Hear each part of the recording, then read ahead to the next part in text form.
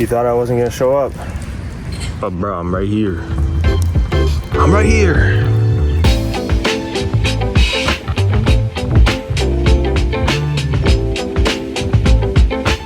What a beautiful day to start my running consistent schedule. Hardest part's getting out the door though. And sitting on a wet bench. It is the morning of. I started that sentence and I was like, I don't actually know what day it is, do I? Anyways, today we have a brand new listing coming on in East Vancouver. We're going to shoot at 12 because this is a media day for a new listing. There's always a media day, photos, video, 3D tour, a Matterport thing so you can click through a property and like 3D tour it. You're coming with me, camera.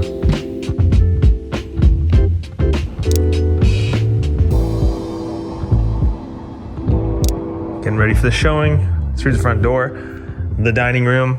Look at that, hand detailed ceilings. A lot of, not original, but older touches in this home that they brought in, like the French doors, the bars. It's a really nice home. Built in 1912. Is it old? Yes, it is. But if you maintain it, then it's really nice.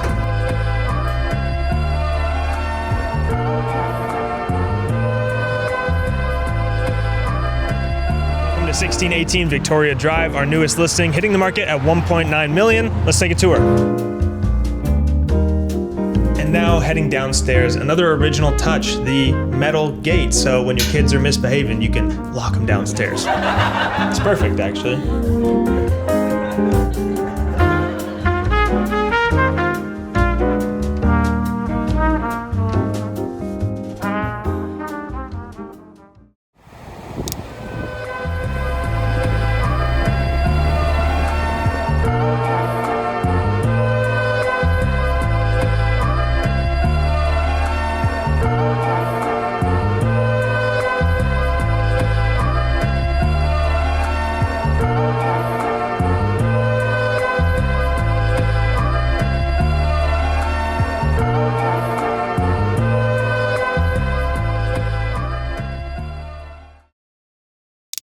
Today is the day that this is no longer going to be the office. This office space, okay, it's worked well. It's not a typical office space, but we're going to make the room over there an actual office space because, I mean, I look forward to having a space where when you're in the room, it's work. And when you're in this room, it's to go to sleep, you know, that kind of thing. So there's that divide. Oh, let me throw that clip on screen, bro. I have this from years ago when I was working my 9 to 5 in the video game industry when I said one day I'm gonna have enough money or I'm gonna be successful enough to have an office. One day I will be successful enough where I have an office and I don't have to move my f***ing bed every time I record a damn video, okay? And you know, I did a shortcut. All I did was get a roommate that is a girlfriend. So we have an extra room, but hey, it still counts, You want help? I can use your help right now.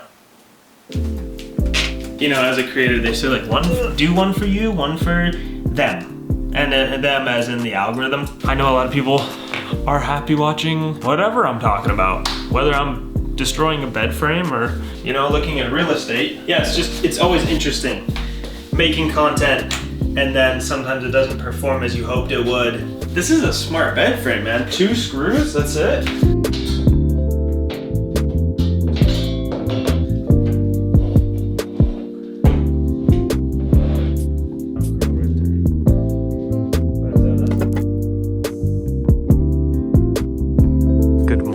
From Deep Cove at 7:30 or 8:30. Got my sandwich, morning sandwich, and we're going on a quick hike.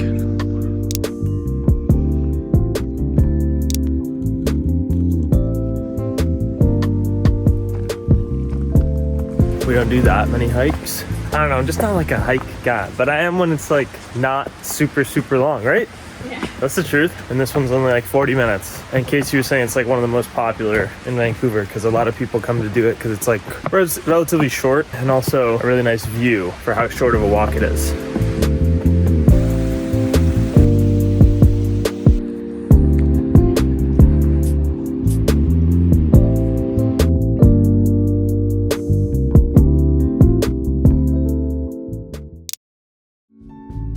Oh, Henry, you're in my video. I know, you're chasing. That's okay. This is I need to jump off the roof now. This is horizontal. It's okay if you're in it. But now that you moved, I may as well get in it.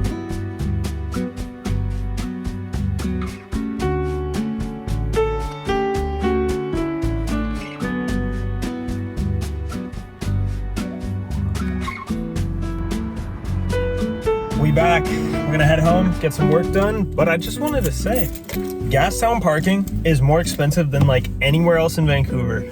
I stayed for 2 hours and it was $10, $5 an hour. And the city is worried about the businesses in Gastown not getting enough business these days. Businesses are struggling here and there. And then they go and raise the parking prices in the area. Like, this is a street that's, the meters are from the city.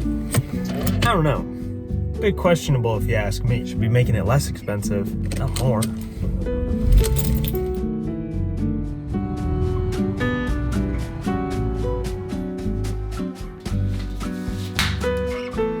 These are just some of my receipts, okay? For tax write-offs. Oh, that's not the color I was hoping. Oh, sorry if I just...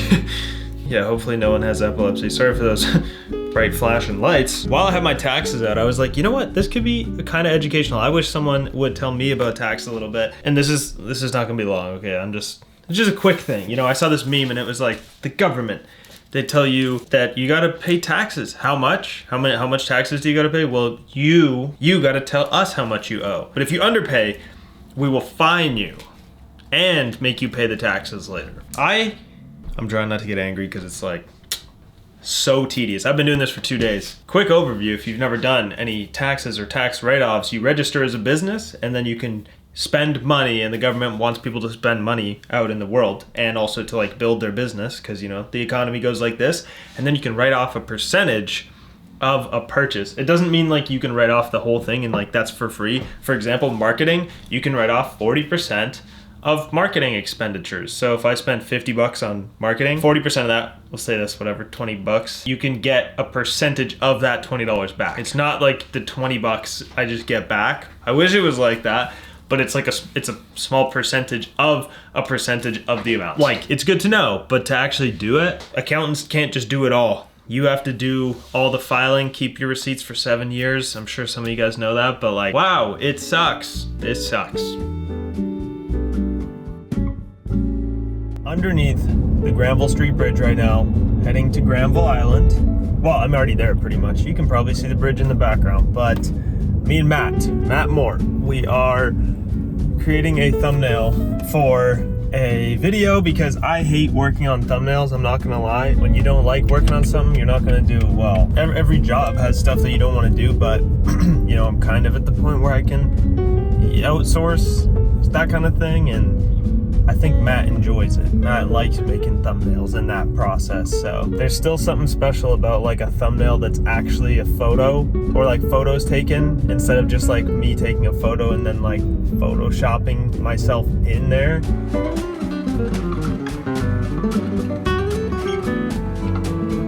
Look, here he is. I told you he's gonna be here. Hello, I'm here. You giving me a microphone? Yeah.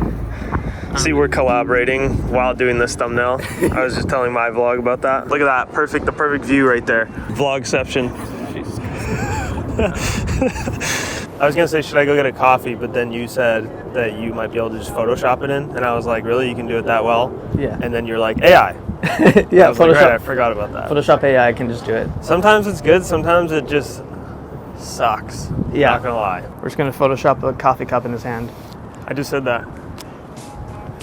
Yeah, I know.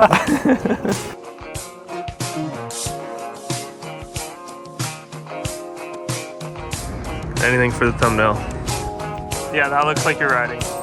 Pretty close. Thumbnail shot. One for me. Yeah, One for Matt. Oh, sorry. Matt.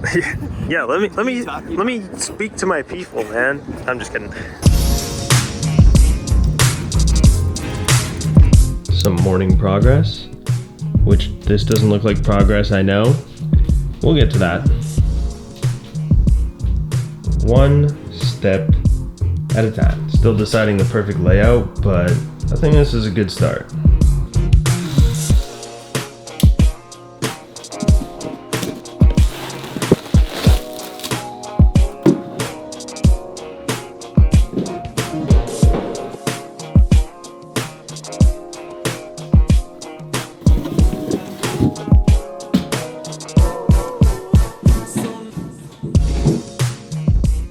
Toronto just came out with a reality TV show on Amazon Prime called Lux Listings, and it's exactly what I've said that I want here in Vancouver, where it's like big listings, $1 million properties, and you know, it's one of those reality real estate shows. We just don't have one in Canada until now. I've said it before, and I keep saying it, like I want to have one here where obviously I want to be in the show. Otherwise I won't like it as much if I'm not. And so that's interesting, but the thing is, like, the feedback so far on the series is woke, we'll call it. You know, people in Canada, we have lower wages than the States, and we have higher costs, like higher housing, higher cost of living. So the comments on the trailer on YouTube, maybe we can throw a couple comments on screen, but they're kind of just like, you know, they're political. They're saying like, wow, this is really tone deaf. We're doing a show about these millionaires and these real estate agents making lots of money when there's a national housing crisis going on. Without being like, I know I'm a realtor, but even though I'm a realtor, I can still say like, yeah, it's hard to get into the housing market. It's no joke. But truly, like, is Amazon Prime going to solve the housing crisis instead? Should they put their funds towards the housing crisis instead? I'm not trying to sound tone deaf either. I'm just saying, like, it's just a show, and people are gonna be rich buying these houses whether we see it or not. If we have a show here, hey, maybe it's about like people like us who are just trying to make things happen and just like get into the housing market. I will eat craft dinner 3 nights a week if I can buy an apartment, you know, next year or something. Like, I don't know, some way to make it more accepted by people, if there's even a way to do that. Sometimes you just can't care what people think, but let me know what you think. Are real estate reality TV shows tone deaf in Canada? And now back to the editing cave. You won't see me for a few days.